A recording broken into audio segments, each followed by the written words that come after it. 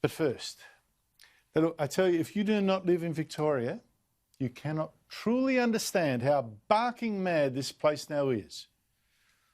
Maybe it's just the Premier going woof woof.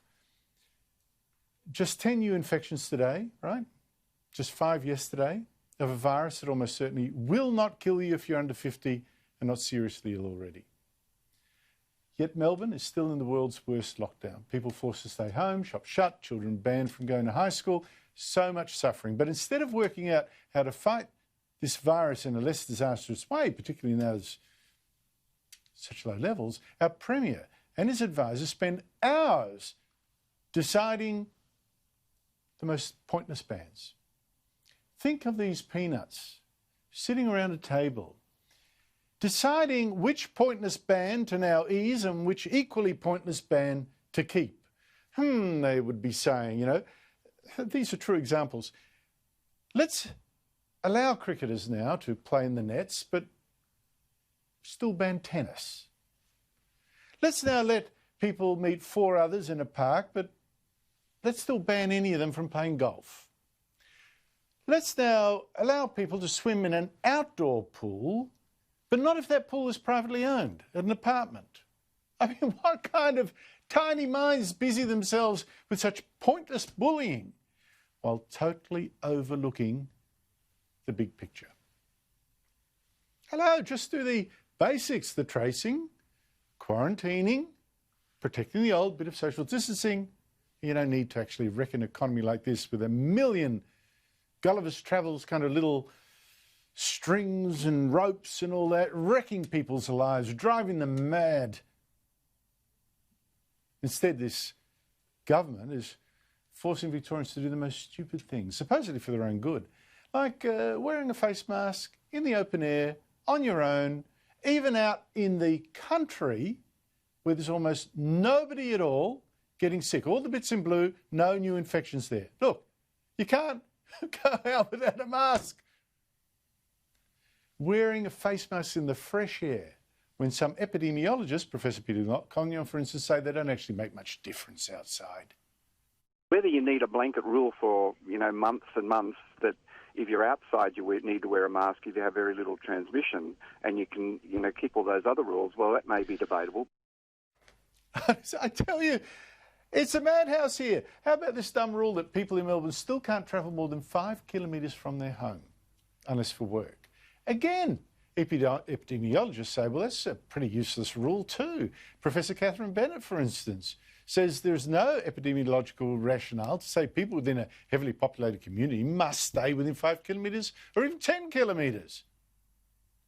I mean, this is how crazy that is.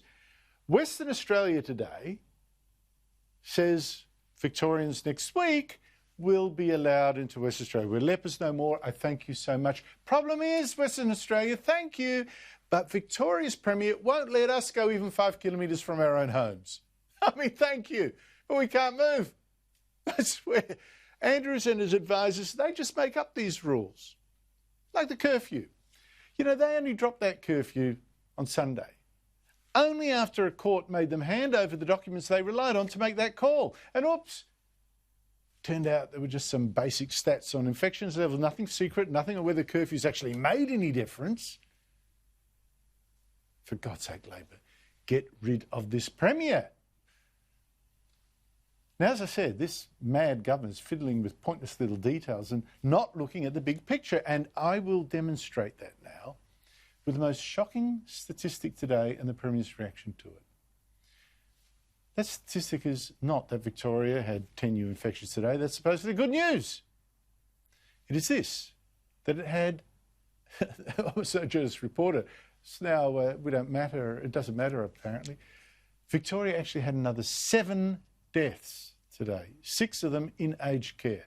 Now, 7 deaths. If this virus had killed 7 Australians 3 months ago, 4 months ago, all Australia would have thought, this is a tragedy. My God, what went wrong?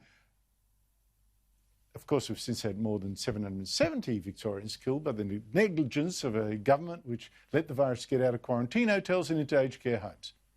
And more than 90% of those dead died there in aged care. But then we were told this was now fixed, or we assumed that. I mean, aged care homes, we were told there was more testing, there was better protection, equipment, there's better control of visitors, staff no longer move from home to home, potentially spreading infection. So you think the Premier would now be saying, wait, people are still dying, another 7 today. What on earth is still going wrong? How are they getting infected? What did they actually do?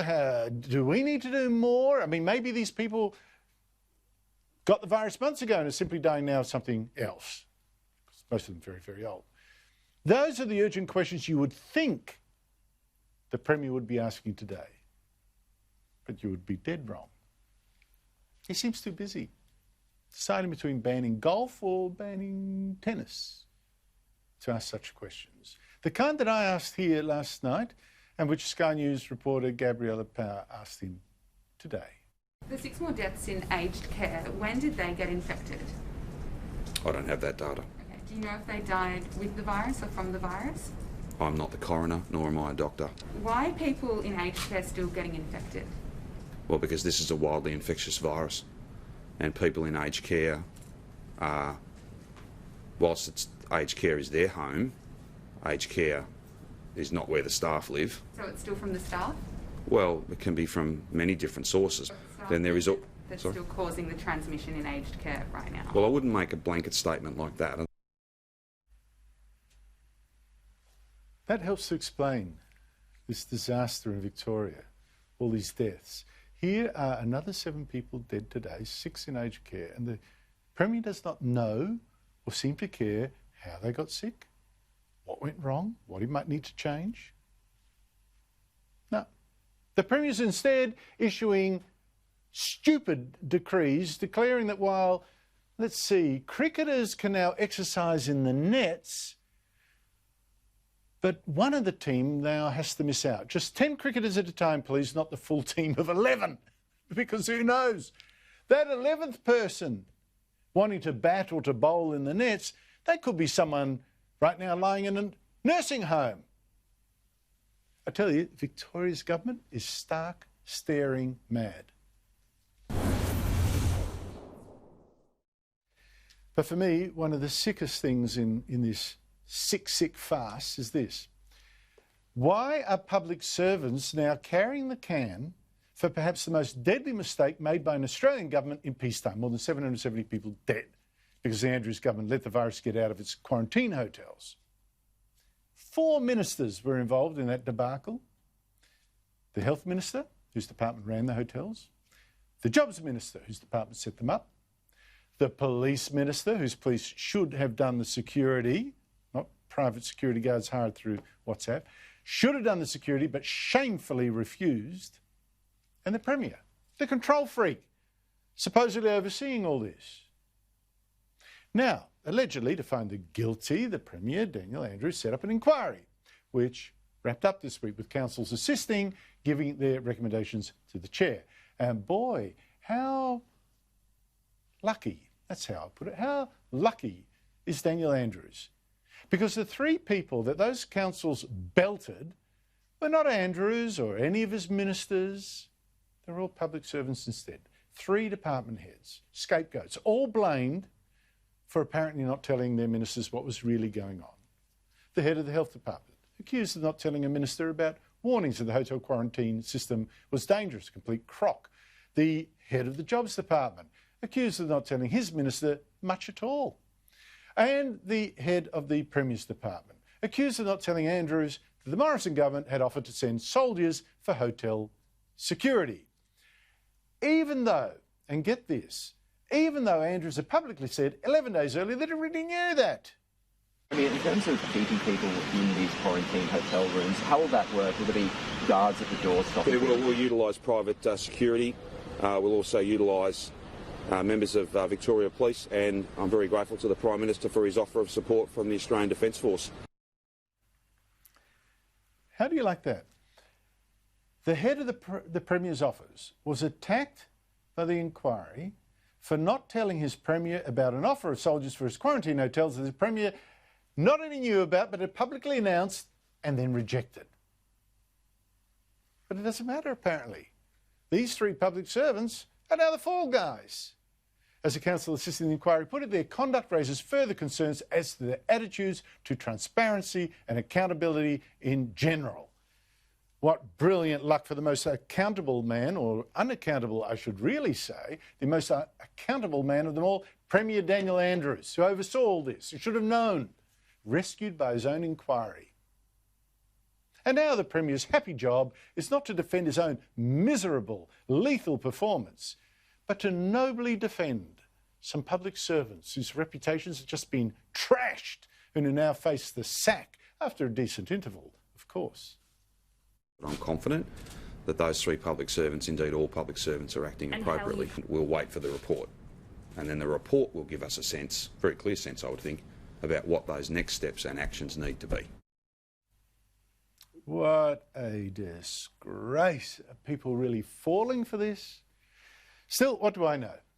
I've never run a successful government, but I do know someone who has. And I spoke a short while ago to former Victorian Premier Jeff Kennett. Jeff Kennett, thank you so much for joining me. The councils assisting this inquiry have singled out 3 government department heads, 3 public servants, for particular criticism, not their ministers, not the Premier. Is that acceptable? No, it's not, Andrew, and on a number of fronts. This is a travesty of justice. It is a travesty of the way in which government is delivered under the Westminster system, and unfortunately, the senior people in government today here in Victoria have no moral authority left in order to stay in office. There is now a push by some in the media and the government to blame the public servants. And yet under the Westminster system, it is the minister who is responsible for their departments. And I think the bureaucrats have played the yes minister role.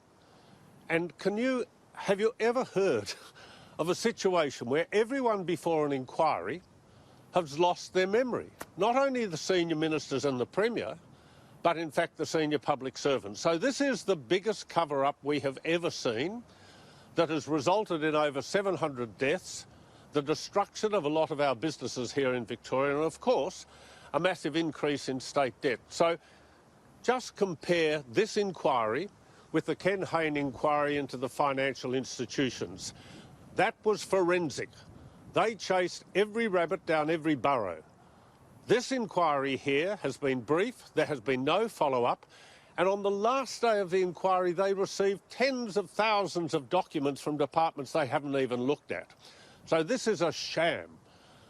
I just hope the former judge who has headed up this inquiry has the courage to say publicly, this is unacceptable. At the end of the day, the person with whom the buck stops, which is the Premier, is no longer a fit and proper person to lead this government. He has said recently he accepts responsibility for what's happened. He should no longer be in office, and nor should a number of those who are in his junior cabinet of 8, which was overseeing our response to this virus. Jeffrey Kennett, we're either invited, I think, to believe that these ministers and the Premier all lied through their teeth to the inquiry about what they really knew, or an equally chilling prospect that they really are mushrooms. They sat there in their offices, passively looking on, not being told critical things about the most critical part of our defence against the virus. They didn't ask, they didn't get briefings, they just sat there. Let's assume that the latter is right. Let's assume that the latter is right. What are we paying them for? Well, Andrew, that's very kind of you to think about the latter, but you might draw a conclusion. If they can't remember what they've done in the last 8 months, God help us what they're going to do in the next 8 months. So they're simply unfit for purpose. I don't believe that. The Premier is the most controlling politician I have ever encountered in Australia. He came out of university, straight into the Labor movement, and then to work for ministers and then into Parliament. He knows everything that has happened. He is not the person who delegates. He is certainly not the person who allows things to happen without his authority. And you only have to look at the way in which he treated Jenny Mikakos, who was the former health minister. Yes, she's got to accept some blame for what happened, but she's not the woman, the person, the minister in control of this virus response. It is the Premier, and it is the Premier who has failed in his administration of this issue for one reason, I think, more than any other. He has been so confident, so in control, that his hubris, his belief in himself is so great that he just didn't take the correct advice. He didn't actually suggest at any time that they should supervise the enormous amount of public money he was spending on hotel quarantine. He has failed, demonstrably failed, and it's up now to the former judge of the inquiry to say so. But I doubt very much whether they will, and they'll blame the public servants, and we'll just go on here in Victoria with a government that simply doesn't have the credibility to govern any longer.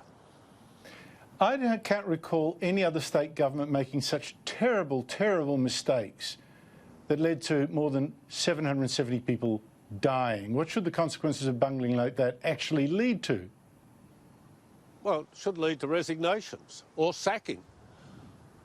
There's no question about it. I mean, we're all accountable, but who's holding the Premier accountable? Who's holding those senior ministers accountable? No one.